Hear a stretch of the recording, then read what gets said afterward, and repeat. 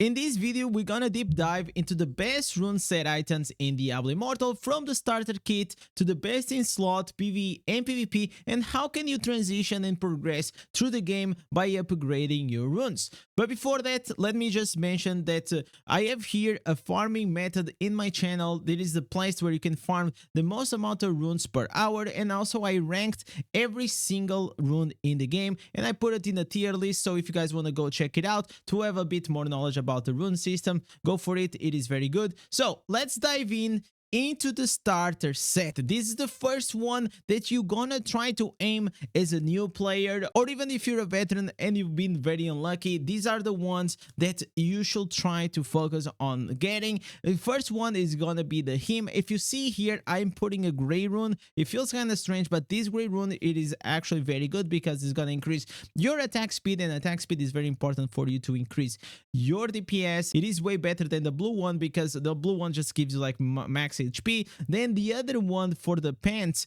it is gonna be the ant. This one, it is really nice because it's gonna give you some healing whenever you're outside of the combat, and when you're like leveling and farming, this is actually really nice because you know, like you don't have to always be using the healing pot, and it's just like a good sustain. But the MVP that you like, literally there is not even a competition. It is this gold rune, which is the seed, because it's gonna give you this magic attribute, which is the extend, that the monsters now have 9% to explode upon death, and 9% in this game, it is a lot. So most of the times you're gonna see the pack exploding.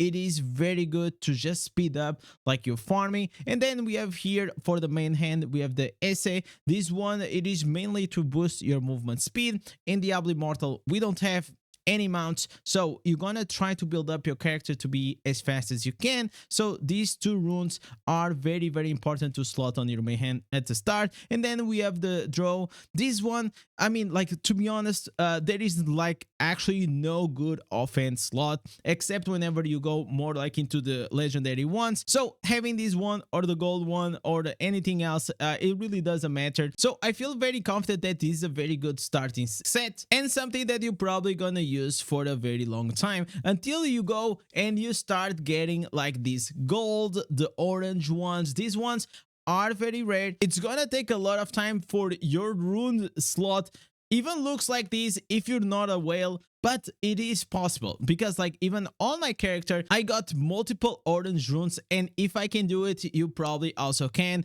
Most likely you're gonna be even luckier than me because I am like actually really unlucky. So let's start here with the best in slot PvE. If you see here in this rune setup, you're gonna find out that we have here on the side also some different options from like the gem buff setup. Then we have here for dash classes, here the movement scene, and I'm gonna explain in detail what it is the difference between them, starting with the head and shoulder slot. So we have the tier and we have the oath. So the tier, it is very important for your legendary setup because it's gonna increase your beneficial effect duration. So the beneficial effect duration increases the duration of any buff from skill buff, but also your legendary gems. So if you have Mother's Lament, Running Consequence, Bottle Hope, like Modern Skull, like every gem that gives you a buff, having the tier will actually be more beneficial to you. But if you are just using dots or the Starfire or even like the Bloodsoaked Jade or like your whole setup, it is mainly like just instant damage and you're not giving yourself any buffs, then the oath is going to be better, because if we see here, the oath is going to not only increase the attack speed the same as tier, but instead of the beneficial effect duration, it's going to give you some skill cooldown reduction. So have this in mind. Depending on your legendary gem setup, one of them will be the best for you. Now going here into the chest, if you see here, it is the upgraded version of the seed that we just saw, that also gives the extend that is gonna explode the packs, but also is gonna give us like the rush, or whenever you use a dash skills, the recovery rate. So for example, if you use the teleport, or if you use like the breaker, or like any dash ability on Tempest, Monk, Blood Knight, there are so many, you also gonna recover it even faster. And not only that, also you get 2% more attack speed, which is kind of crazy for the chest slot. It is the only one that gives attack speed. Now moving on into the pants, I have here also two options. I have the dim. The dim also, it is the upgraded version of the one that we saw right here, the ant, that is gonna give you this recovery outside of combat, but also it is giving us like an upgraded version of the endure that you give you 10% of over healing converted into a shield up to a maximum 20% HP. So basically, if you're already, for example, at 100% HP and you get a heal, this heal will be converted into the shield, which is very, very good. But also I added here the on. This on, if you see, I put this more for dash classes. So if you're a Tempest, for example, that it is gonna give you the rush, that the dash skill cooldowns now they are reduced by 0.02 seconds every time we defeat an enemy, and you know how fast we kill monsters in this game. And also the endure is gonna give you pretty much a heal whenever you defeat a monster or an enemy in case of the PvP.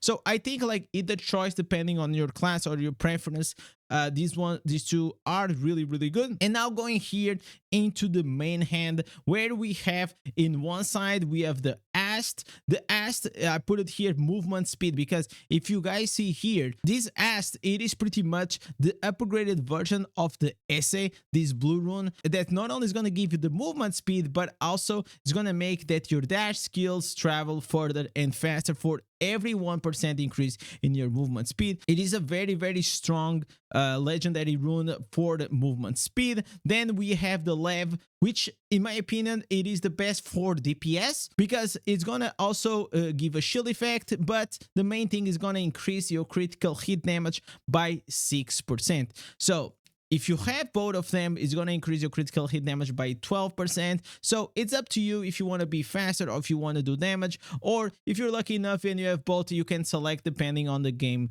mode that you're playing. Here on the offhand, we have the zoo. This one here is almost uncontested because it will give you damage to elites, damage to full life enemies, but also it's going to increase your critical hit chance by 4%. So if you have both of them, which I do, and I got very lucky with it, it's gonna increase your critical hit chance by 8%. And critical hit chance, it is really, really important in this game. There is another legendary gem that is gonna increase your damage of loss of control also by 10%, which you can also apply. But because it is so niche to like a certain builds with a certain classes, I didn't really slot it in, because I feel like the zoo in general is just like critical hit chance, it is just overboard, very, very good, and I feel like the zoo takes the win on this one.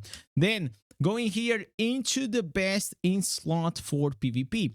These ones, once again, we have here the rune setup, and we don't have as many options because like it is way more clear when it comes to which ones are the best. So let's start here with the chat. This one, it is crazy. It is a crazy PvP gem because it's gonna give you block chance, which you really want. You're gonna give you beneficial effect duration, and it's gonna reduce the damage that you take from players by 2%. And you can have both of them, which is gonna be 4%. And if you guys don't know, the damage from players or two players, it is not strifed, which is not nerfed by 60%. So just having a 4% damage reduced in PvP because you got like these runes, it is very, very powerful. Now moving on into the chest piece, we have the coat. This one, if you guys don't know PvP, well, it is very, very good because we have here the evasion rating. The evasion nowadays, it is super important because we are mainly using these affixes from Ereban and Abyssal Verge, which whenever you evade, the evade is gonna start giving a shield, and then the shield can also like reduce the damage. It is like a whole thing when it comes to PvP.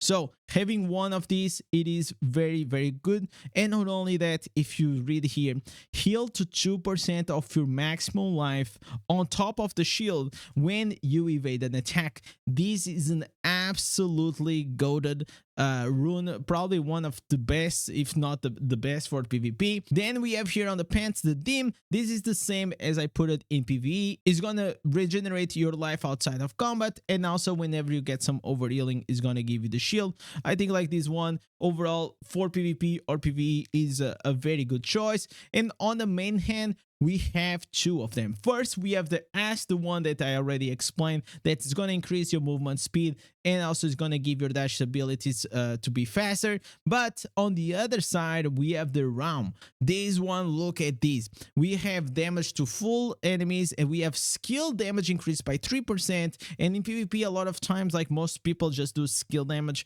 and beyond everything, damage to players is increased by 2%. You can have both of them and have 4% of damage increase. So whenever you have these runes right here, the chat and the Rune, you can have 4% increased damage and decreased damage to the players, which is gonna make you very, very strong. On the offhand, we are using again the Zoo, which is gonna increase our critical hit chance by 4%, and overall it's just a very good rune. So this is my recommendations when it comes to the slots. I hope you guys enjoyed this guide. Hopefully it will tell you what you should be looking for the future. Again, I know that these legendary runes are hard to get, but if you play long enough and if you get lucky, I'm sure like you also gonna get a few of them. So with this, as always, thank you for watching. Don't forget to leave a like, drop cheese in the comments so I know you guys are the legends that keep carrying the channel. And thank you for watching. I'll catch you guys on live stream. Peace.